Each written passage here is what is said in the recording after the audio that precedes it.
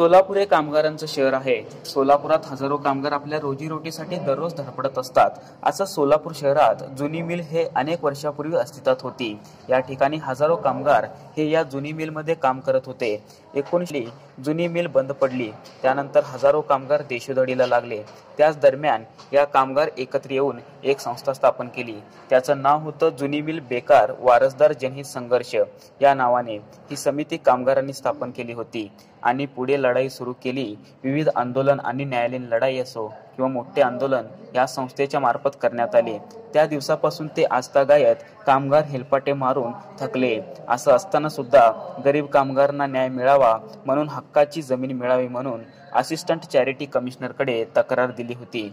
यावेळी चॅरिटी कमिशनरने ही जमीन कुणालाही देता येत नाही व बक्षीस स्वरूपातही देता येत नाही असा आदेश नोटिसामध्ये देण्यात आला होता. दरम्यानच्या काळात कुमार करजगी यांनी जनशक्ती विचारमंच स्थापन करून कामगारांची दिशाभूल करून ही जमीन कामगारांना न देता ती जमीन आता दान करणार आहे म्हणे.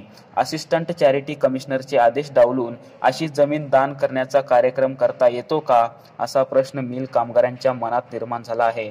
ही सर्व जमीन कामगार पुत्र कुमार करजगी यांच्या नावे असून ही जमीन सर्व सभासदांची आहे. सर्व कामगार सभासदांना दिशाभूल करून ही सर्व जमीन एका संस्थेला दान करणार म्हणे. मग खऱ्या मिल कामगारांना नाही का कधी मिळणार न्याय असा सवाल उपस्थित होत आहे. आता प्रशासनाने याकडे लक्ष देण्याची गरज आहे. नारायण आकुडे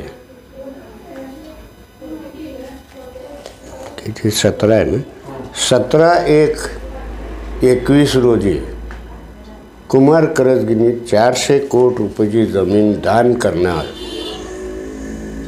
हे असं पेपरमध्ये बातमी दिली तरुण भारतमध्ये. तर 400 कोटी रुपयाची जमीन हा दान करणार ते कुणाला एक जुनी मिल जनमंच असं एक ट्रस्ट स्थापन करणार. जशी मागे याने सोनाशंकर केली तशीच ही देखील करणार आणि यावर परत येणंच चेअरमन होणार आणि परत सर्व जे कारभार आहे स्वतःच्या हातात ठेवून अशा प्रकारे बेकायदेशीरपणे व्यवहार करून सगळी जमीन संपवायला. आता मी मूळ सभासद असून आम्ही पैसे भरलेले असताना आजपर्यंत आम्हाला जमीन मिळालेली नाही. हा तोंडी सांगतोय की हो मी नाही का सगळ्यांना अलॉट केले, पण हा आहे कोण याचं कुणीही विचार करणे. याच्याकडे 400 कोटी रुपये दान करण्याएवढी याचे कोणचा असा उद्योग आहे, कोणचा असा खानदानी टाटा बिर्ला आहे हे आम्हाला अजून नाही का लक्षात येईना. किंवा याच्याकडे एवढी दान करण्याएवढी दानत आली कुठून आणि याचा उद्योग काय, एवढा पैसाचे ही जमीन आली कुठून. ह्याच्यावर FIR दाखल आहे माझी. आता ही हायकोर्टामध्ये 3री केस आहे ऑन दी सेम सब्जेक्ट की याची CBI इन्क्वायरी करा किंवा स्पेशल इन्व्हेस्टिगेटिव्ह टीम करा.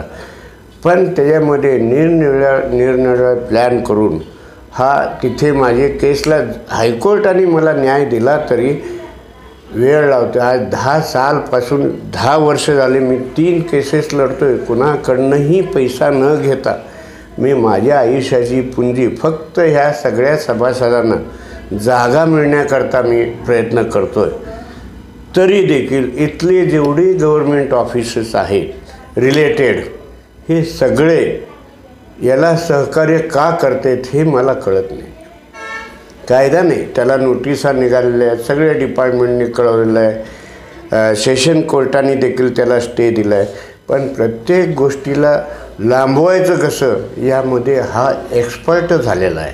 एक्सपर्ट एकदम म्हणजे मास्टर झालेला आहे. एक बँकेचा डायरेक्टर आहे. म्हणजे कसं आहे, आज 4थीचा मनुष्य जर एवढा डायरेक्टर झाला तर इथला ग्रॅज्युएट किती पुढे जायला पाहिजे याचा विचार करावा. पण ह्यानं ज्या पद्धतीने पैसा जमा केला हे कुणाच्याही लक्षात येत नाही. याला काय गौड बंगाल काय आहे, यानं पैसा एवढा कुठून आला. यांनी जे सांगते मी कामगारचं भलं करणार आहे, मान्य.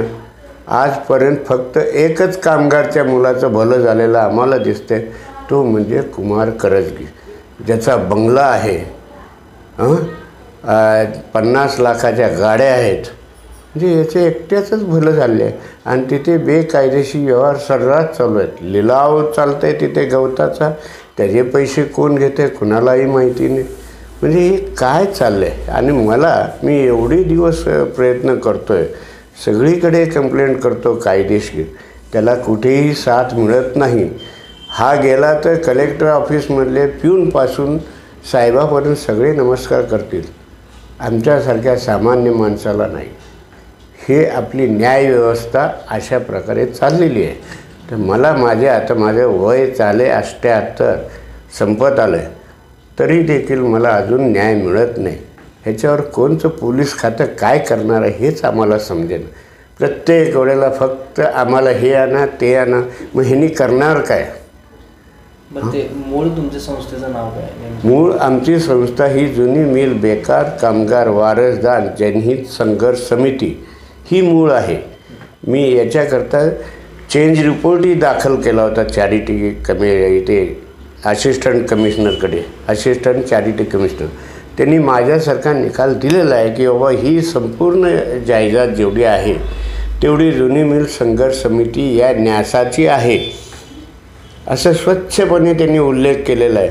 मग याला एक माहिती आहे की बाबा इथून निघालं की आपण वरच्या कोर्टात जायचं, वरच्या कोर्टामध्ये लांबवायचं, तिथे हजरच व्हायचं नाही, पहिले वकील द्यायचं नंतर लांबवायचं वर्षानुवर्ष. आज आमचे जेवढे सभासद 785 होते त्यातले 4 आणे म्हणजे जवळजवळ 200 जे मूळ सभासद आहेत ते गतप्राण झालेले आहेत, बाकी सगळे विकलांग झालेले आहेत.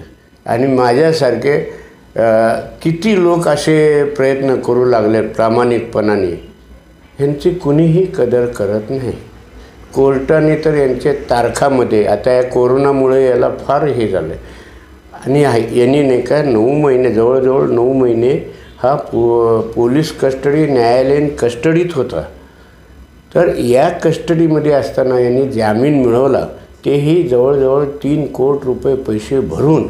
म्हणजे याच्याकडे पैसा हा आला कुठून, दिला कसा, ह्याचं कुणीही लक्षात घेत नाही. आता एवढी सुशिक्षित लोक तिथे घेऊ लागले जागा, ही यांना एवढंही लक्षात येत नाही की ही अगदी सुशिक्षित लोकांची बंगले टाईप बांधलेली झोपडपट्टी आहे. यांच्या नावाने काहीच नाही आहे. जे कागदपत्र आहेत ते बोगस आहेत. जर खरेदीपत्र झालं तर 90 दिवसामध्ये 7/12ला उताराला नाव लागायला पाहिजे. अजून 10 वर्षे तुमचे लागत नाही, याचा अर्थ काय होतो.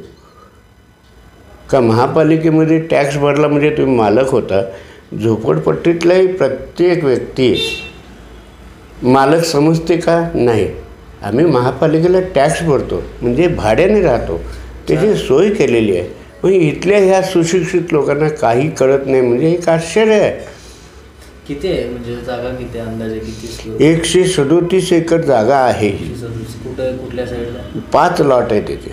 5 लॉट त्याचे डिटेल्स तुम्हाला देतो मी. म्हणजे 400 कोटी रुपये कुठले, म्हणजे काय दान? 400 कोटी रुपयाची जमीन दान करणार. कुठली नेमकं काय? ही इथली जुनी मिल संघर्ष समिती, मूळ जुनी मिल संघर्ष समितीची जागा ही दान करणार. दान करणार. करता येते का शासनाला? करता येत नाही, कायदेशीर नाहीच करता येत. आणि त्याला तसे प्रत्येकाने वॉर्निंग दिलेली आहे. तुम्ही कोर्टाकडनं काय म्हणजे काय? नाही, माझ्याकडे आता कोर्टात केस आहे, त्यामुळे मी काय करणार आता त्याला. मी समजा आता माझे कंप्लेंट केली आहे, मी आता यांना कमिशनरना जाऊन भेटलो, चॅरिटी कमिशनर. नाही, आम्ही काय करणार. म्हणजे ते बेल कॅन्सल करा, त्याला मोकळं सोडलं की ते असंच काहीतरी प्लॅनिंग करतं आहे आणि सगळी जागा विकतं आहे. आणि सध्या आता हे 4 स्क्वेअर ह्याच्यामध्ये जेवढे दुकान आहेत ते कायदेशीर आहेत का हे बघायचं काम कोणाचं आहे. महापालिका कमिशनर वगैरे यांनी बघायला पाहिजे, काही बघत नाहीत. एकाकडे कागद नाही, डॉक्युमेंट लिगल नाहीत. डॉक्युमेंटला यांनी आता मी सांगायचं आहे सही करे, त्यांनी सही करणार. कोण आहे काय आहे कुणाकडे काही नाही. आणि जर असेल तर तुमच्या 7/12च्या उताराला नाव का नाही आहे. एक साधी गोष्ट आहे, मला कुणीतरी 7/12च्या उताराला नाव असलेलं दाखव. मूळ सभासद किती आहे तुमच्या? 785. म्हणजे कुणाला भेटला नाही, काही जणांना दिलं आहे की त्यांनी. जे श्रीमंत होते त्यानं मागील तेवढे पैसे देत होते. 25,000 डेव्हलपमेंट चार्जेस द्या. त्याच्या फॅमिलीच्या नावाने पैसे घेतले आणि ते फॅमिलीने उचलून सगळे पैसे संपवले. ती समर्थ बँकेत. त्यांना बँकेला काय, आपल्याकडे जेवढे सभासद आले, आपल्याकडे जेवढं नाही का भांडवल वाढालं तेवढं, त्यामुळे त्याला त्याच्यामध्ये डायरेक्टर केले. म्हणजे कोणत्याही याला नीतिमत्ता अशी काय आहे हे मलाही समजेना. आणि मी आता या वयामध्ये काय प्रूव्ह करू आणि किती करू. 3 केसेस लावलेत मी हायकोर्टमध्ये. हे आव्हान काय नेमकं, आव्हान काय, मला कोर्टाकडनं न्याय पाहिजे, तोही लवकरात लवकर आणि अशा पद्धतीने मिळाला पाहिजे.